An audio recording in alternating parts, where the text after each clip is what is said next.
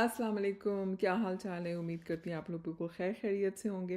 Karbala का सफ़र जारी व सारी है, ये सिलसिले की दूसरी वीडियो है। अगर आपने अभी तक पहली वीडियो नहीं देखी, उसका लिंक मैं नीचे डिस्क्रिप्शन में शेयर कर दूँगी। उस वीडियो में मैंने शेयर किया है काज़मैन और उसके अतराफ़ की जो ज़ियारतें हैं उसके बारे में।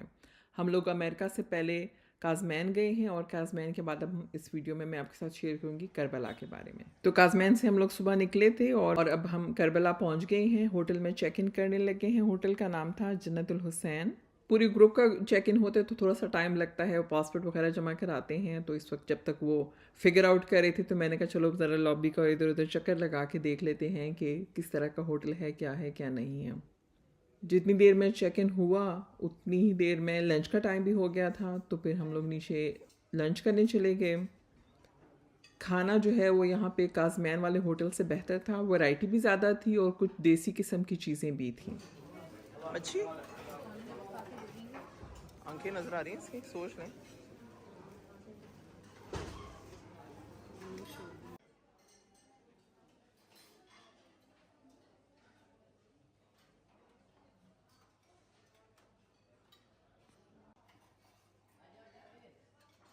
ये मैं आप लोगों को दिखा रही हूँ कि क्या क्या ऑप्शन थे उस दिन। दाल भी थे, चावल भी थे और थोड़ा सा देसी किस्म का टच था बीच में।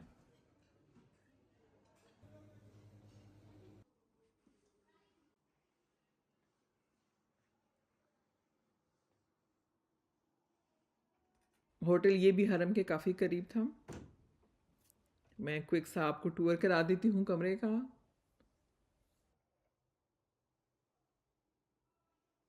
होटल का जो रूम और बाथरूम वगैरह थे वो काज़मैन में ज़रा बेहतर था, लेकिन शुक्र है ये भी सही था, मतलब साफ़ था और करीब भी था और खाना भी ठीक था। तो चेक इन करने और खाना खाने के बाद हम लोग पहली दफ़ा ज़ियारत करने के लिए जा रहे हैं।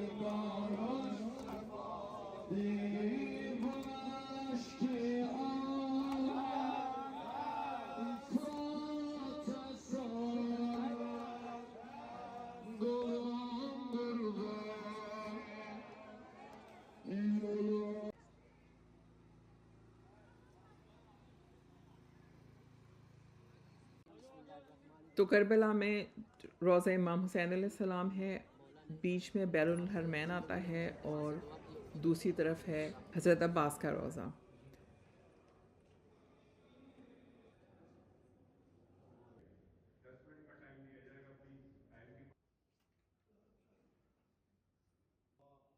ये जो आप क्लिप्स देख रहे हैं इसमें हम सरताब इमाम हुसैन में गए हैं। जो ग्रुप वाले थे वो ये कह रहे थे कि यूजुअली इजाज़त नहीं मिलती, मुश्किल से इजाज़त मिलती है और बहुत थोड़ी देर के लिए इजाज़त मिलती है। मेरे ख्याल में हमें मुश्किल से कोई 15-20 मिनट की इजाज़त मिली थी। ये नीचे बेसमेंट में होता है। तो वो जो विंडो हमें मिला था, हमने उसी वक्त में जाके नीचे जाना था, सलाम करना था, थोड़ी मजलिस की।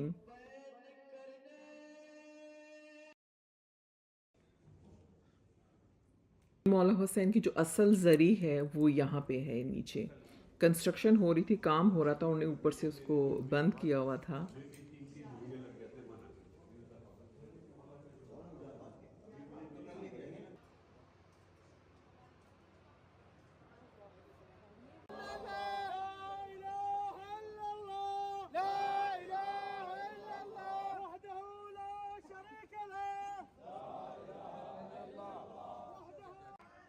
आपको जनाजे बहुत नज़र आते हैं, लोग लाते हैं। मेरे ख्याल में थोड़ी देर वहाँ रखते हैं, मजलिस करते होंगे। जो मैंने अंदर तो नहीं देखा लेकिन बाहर गुजरते हुए काफ़ी मैंने देखा कि लोग जनाजे जो हैं वो लेकर आ रहे होते हैं। तो रात को काफ़ी देर हो गई थी, हम कब के सुबह के निकले हुए थे। आके सो गए, अगले दिन सुबह उठे, नाश्ता किया है और ये तीसरा दिन हो गया हमारा ओवरऑल ट्रिप में। तो आज का जो दिन था वो उन्होंने कहा कि जो आसपास जितनी ज़ियारत हैं ना वो करनी है, सब करीब करीब ही हैं, लेकिन वही है कि आपको बस पैदल वो निकले हैं और ज़ियारतें करने लगे हैं। आपको मैं साथ साथ बताऊंगी कि हम कहाँ कहाँ गए हैं।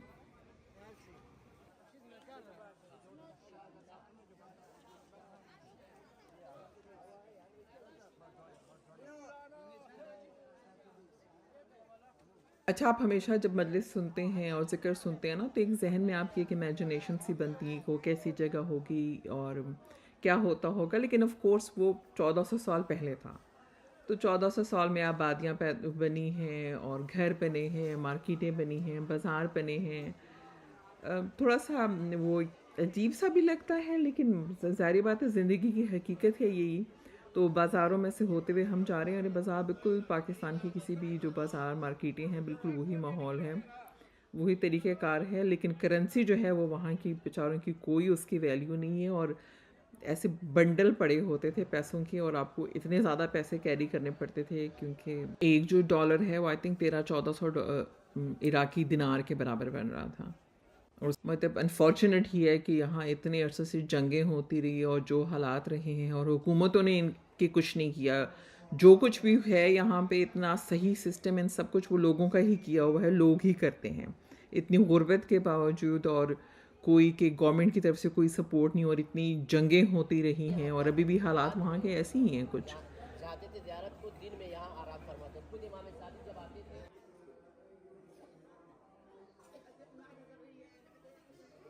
सबसे पहले जहाँ हम गए हैं मकाम इमाम जाफ़र सादिक अलैहिस्सलाम, और इसको बाग़ इमाम जाफ़र सादिक अलैहिस्सलाम भी कहते हैं।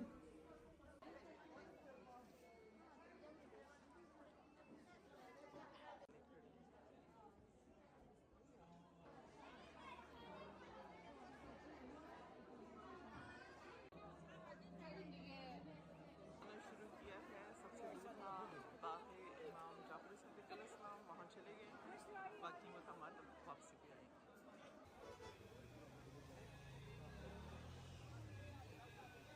इसके बाद हम नहर फ़ुरात पहुँचे हैं, जो मेन वो दरिया नहर है वो तो थोड़ा सा शहर से आगे करके है, लेकिन ये जो शहर के बीच में से गुजरता हुआ गया है वहाँ ये हमें लेके गए। ये नहर फुरात जो है, ये वाली नहर, इसको इमाम सादिक अलैहिस्सलाम ने खुदवाया था असली नहर से। इमाम का ये बाग है। आपका सवाल था ना कि पेड़ कहाँ है? कुछ जी, जी। पेड़ आपको दिख रहे हैं हाँ, हाँ, जो इमाम ने अपने हाथों से लगाए थे। शायद जब पहले आते थे तो यहीं पर आराम करते थे, क्योंकि इमाम हमने बताया कि इमाम की ज़ियारत आसान नहीं थी।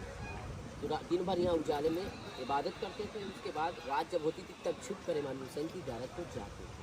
ये नहर इमाम के ज़माने से है और उसके बाद इसको जो पक्का कराया है हमारे बड़े सग़ीर के लोगों ने, रामपुर इंडिया में एक जगह है, वहाँ की रानी ने इसको पूरा पक्का करवाया ताकि ये चीज़ें बाकी रह जाए। ये दरिया फ़ुरात से नहर निकाली गई। आगे ताकीद रवायत में ये मुमकिन हो सके तो हर शब जुमा यानी जुमेरात के दिन इमाम हुसैन अलैहिस्सलाम की ज़ियारत को ज़रूर जाया करो। आप कहेंगे यहाँ कैसे पता? अल्लामा बहरुल उलूम आयतुल्लाह बरशी नजफ़ी ने इमाम ज़माना को इस जगह पे देखा है और ज़ियारत की है। इमाम ज़माना यहाँ आते हैं, 2 रकात नमाज़ पढ़ते हैं, फिर अपने जद्द अमजद इमाम हुसैन अलैहिस्सलाम की ज़ियारत को जाते हैं। तो अंदर जाइए, 2 रकात नमाज़ इमाम ज़माना अलैहिस्सलाम पे पढ़िए और उसके बाद फिर दूसरे मकाम की तरफ। लेडीज़ आगे फिर कीजिए। मकाम इसके बाद अब हम पहुँचे हैं मकाम इमाम ज़माना, और माशाल्लाह आप जहाँ जाते हैं इतनी खूबसूरत, इतनी खूबसूरत हर रोज़ा हर मकाम है।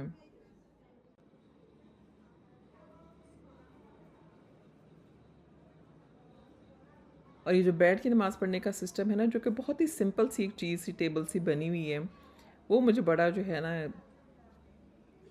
प्रैक्टिकल चीज़ लगी, क्योंकि यूजुअली जब आप डायरेक्टली टेबल पे पढ़ते हैं ना तो ऐसे झुकना इस तरह से पड़ता है, मुश्किल होता है लोगों के लिए।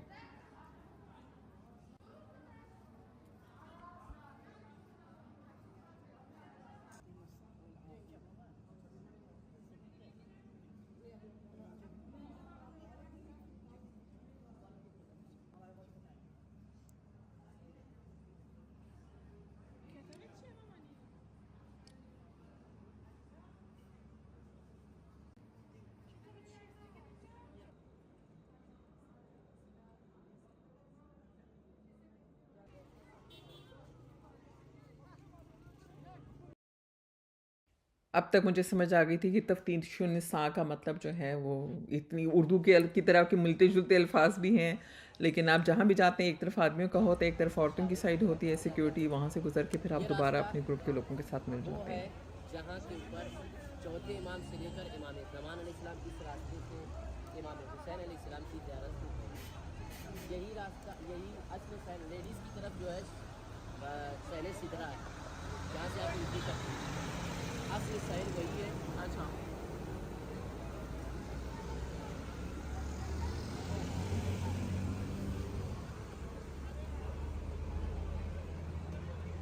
जो इमाम हुसैन अलैहिस्सलाम को जब इमाम सज्जाद अलैहिस्सलाम ने दफनाया था तो यहाँ पर एक पेड़ लगाया था जिसे बैर कहा जाता है। क्या कहा जाता है? बैर बैर बैर, कही अच्छा। जाती है, जिसे अरबी में सिदरा कहते हैं। अच्छा वो रातों रात बड़ा हुआ ताकि जो ज़ाहिर इमाम हुसैन आए उसके लिए वो साया रहे और कब्र इमाम हुसैन पे साया रहे। तो ये बहुत अहम रास्ता है कि हमारे अइम्मा इधर से गुजरे हैं, हम भी उसी रास्ते पर चलते हैं। ठीक। आई थिंक मैंने पिछली वीडियो में भी बात की थी कि व्हीलचेयर वहाँ पे आपको इजीली मिल जाते हैं। हरम में भी होते हैं, होटल वालों के पास भी होते हैं। अगर आप किसी भी वजह से चल नहीं सकते हैं, ज़्यादा नहीं चल सकते, बुज़ुर्ग हैं, बीमार हैं, तो ये एक चीज़ होती है। मतलब आप ये ना सोचें कि आप फिर क्या करेंगे, सहूलत ये वाली है।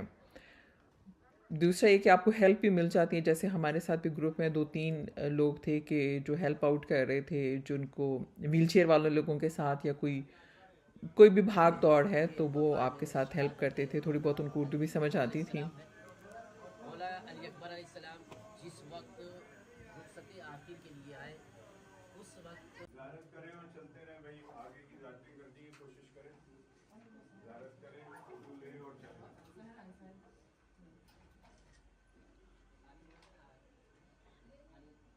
चलें, आ जाएं प्लीज।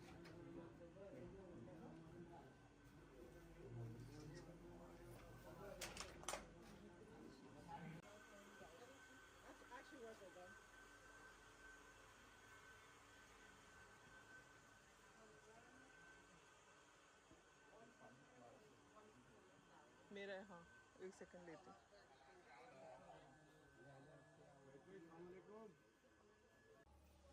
यहाँ से होते हुए और यहाँ जा रहे हैं। ليش ما حد يشتري لي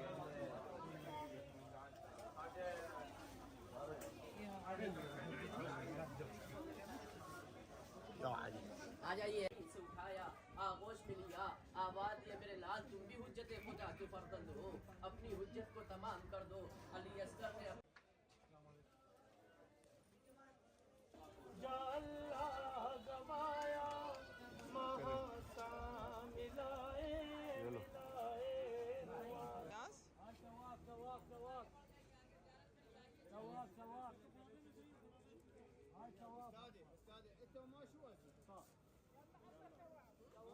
यहाँ से जल्दी से निकले और अब इस तरफ जाना शुरू किया।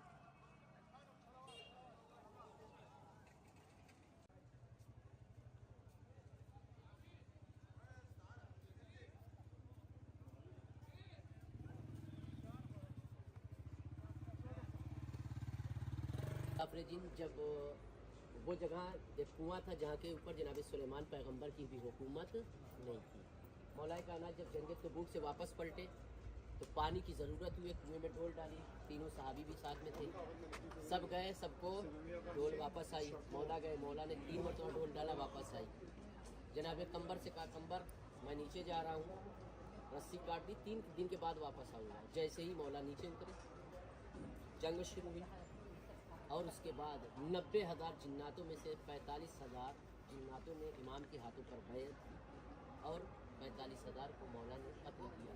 जाफर जिन जिन्नातों के बादशाह के शहजादे थे। इमाम को जैसे इमाम कुएं में उतरे फ़ौरन इमाम के चेहरे अक़दस को, नूरानी चेहरे को देखकर जाफर जिन ने कलमा पढ़ लिया और उसके बाद से लेकर हमेशा इमाम के साथ रहे।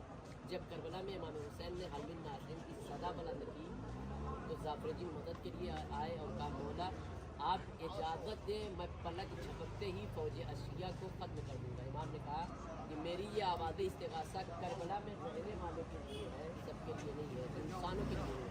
तुम जिन्नात हो, तुम यहाँ से चले जाओ, तुम दूर चले जाओ कि मेरी आवाज़ इस्तिग़ासा ना आए। जाफर जिन जंगल में गए, रेत के ऊपर या हुसैन लिखते हैं, लिखाते हैं और रोते हैं। उधर से इमाम हुसैन की मदद के लिए 6,000 फौज चंद्रगुप्त मौर्य ने इमाम हुसैन के जो साड़ू थे उन्होंने भेजी थी। जब उनकी मुलाकात हुई तो कहा ऐशा कि तू कौन है, जंगल में क्या कर रहा है? कहा मैं वो बदनसीब हूँ जो हुसैन की मदद के लिए गया था और हुसैन ने मुझे वापस कर दिया। जाफर जी ने पूछा तुम कौन हो? कहा हम हिंद से आए हैं इमाम हुसैन की मदद के लिए। तो जाफर जी ने कहा अब कोई फ़ायदा नहीं, हुसैन शहीद कर दिए गए और हुसैन मारे गए। फिर भी वो फ़ौज आई। आज हुसैनी ब्राह्मण के नाम से करबला मोहल्ला में कुछ लोग रह गए थे, कुछ वापस गए थे, जो रह गए वो आज भी इसी जगह करबला में रहते हैं।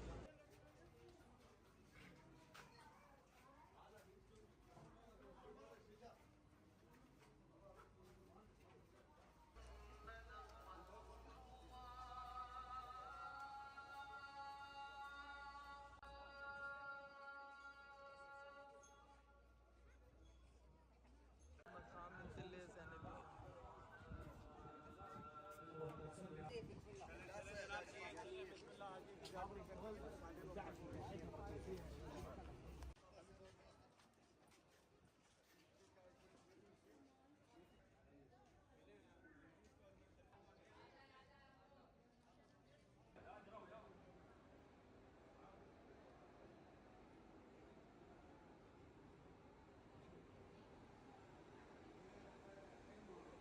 खैमा का है इमाम हुसैनी अलैहिस्सलाम है। सबसे पहले खैमा मौला अब्बास का 2 पार्टीशन में बटा, इसका मतलब अलग अलग नहीं है, वो लेडीज़ और जेंट्स के लिए अलग किया। ये छोटे छोटे पिलर जो हैं यहाँ के ऊपर असहाब के खैमे थे और इमाम हुसैन के घोड़े और ऊँट वगैरह यहाँ पे थे।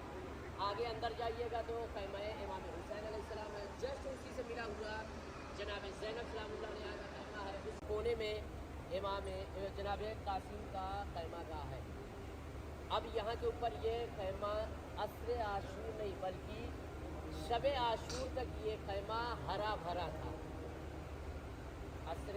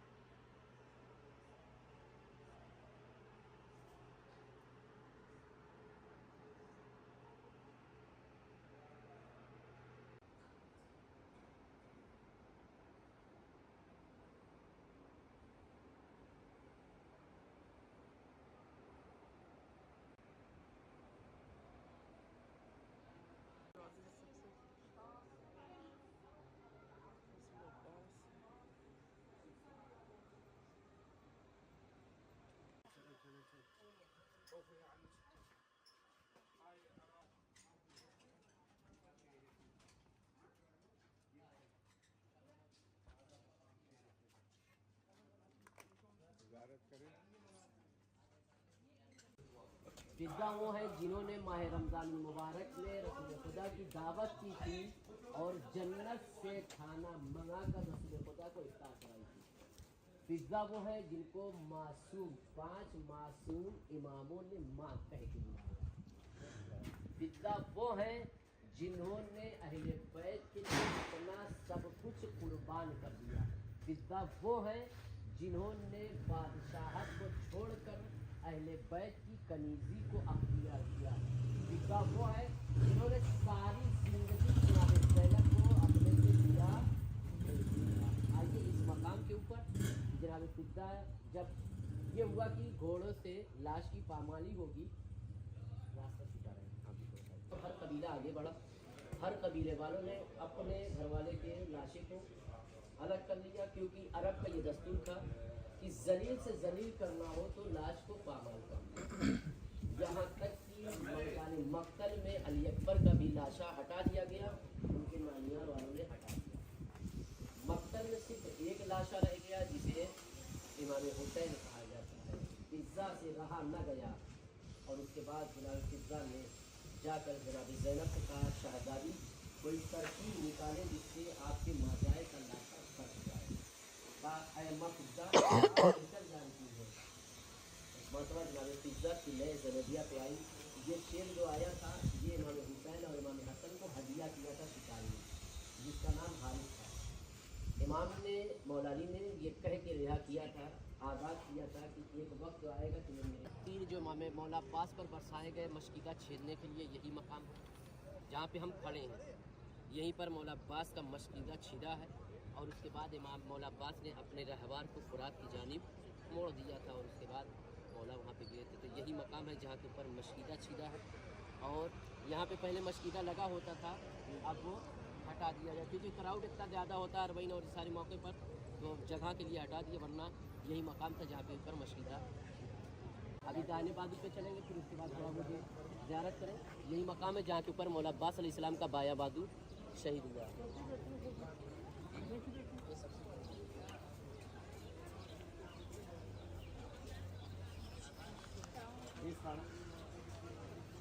मौला अब्बास अलैहिस्सलाम का दाहिना बाजू कलम हुआ। एक हसासियत और ये मसाइब के भी दूर है। हमारा कोई जिस्म कट जाए, जख्म हो जाए तो हम उसे बर्दाश्त नहीं। यहीं पर मौला का दाहिना बाजू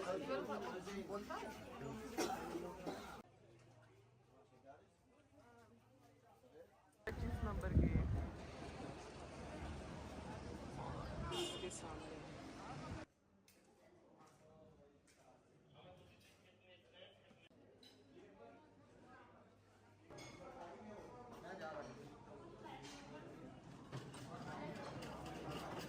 कल वाला मेन्यू लग रहा है।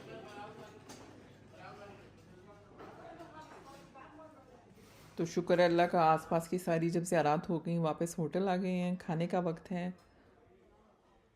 थोड़ी सी पेट पूजा कर लेते हैं, शाम को दोबारा फिर निकलें ताकि जो ज़ियारत रह गई थी उनकी ज़ियारतें कर सकें।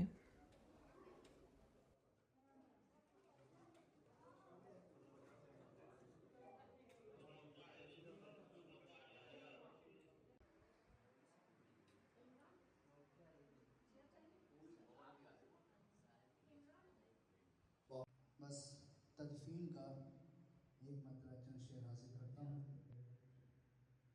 इमरान भाई कह रहे हैं कि पानी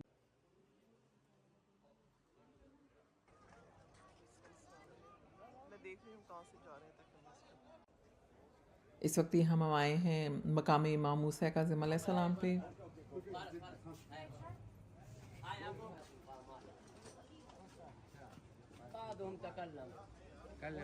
हाय मकान मकाम हज़रत मूसा से वअन्नका मादिनुत तंदीन वसाहिबुत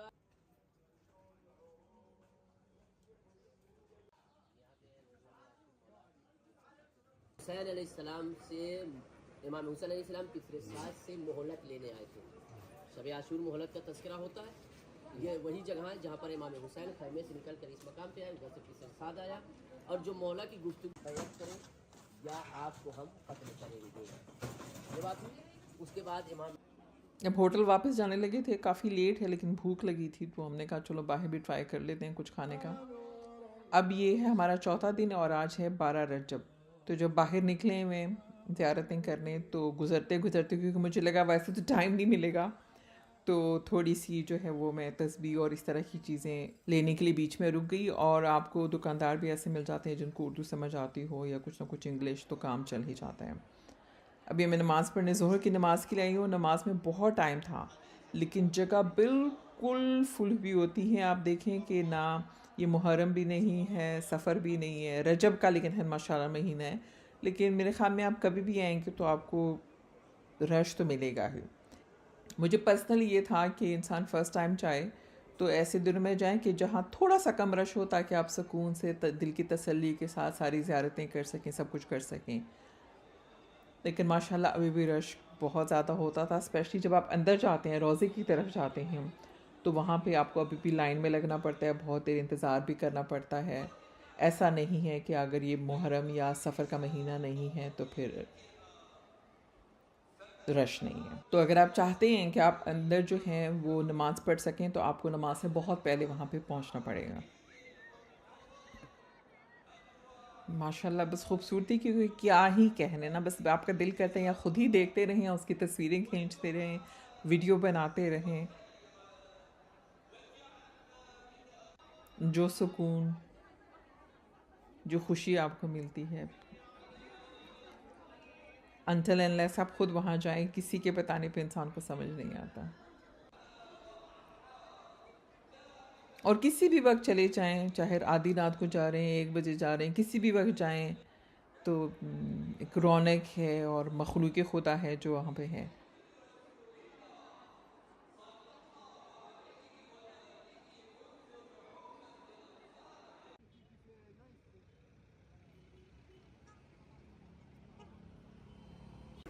So which one did he buy? You buy this one.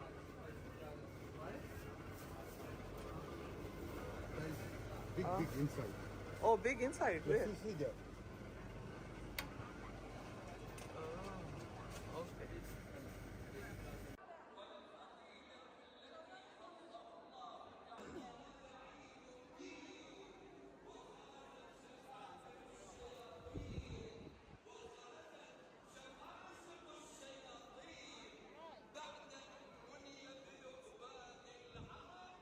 ये जो है इमाम हुसैन के रोज़े में अंदर ही ये बना हुआ है, आप यहाँ पे हदिया कर सकते हैं।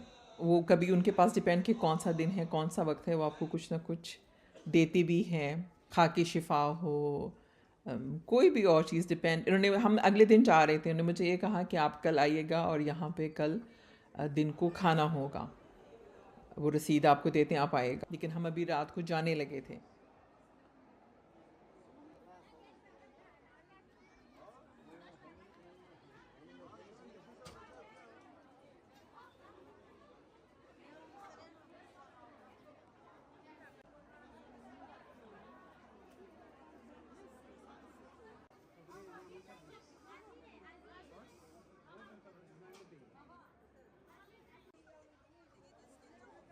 या हम जूते जमा कराते हैं, आपको टोकन देते हैं, फिर आप आते हैं। तो अब ये 13 रजब की श्राद्ध हो गई है, तो लोगों ने सेलिब्रेशन शुरू कर दी है। माशाल्लाह इतना मज़ा आ रहा था ना, देख देख के दिल खुशी से झूम झूम रहा था।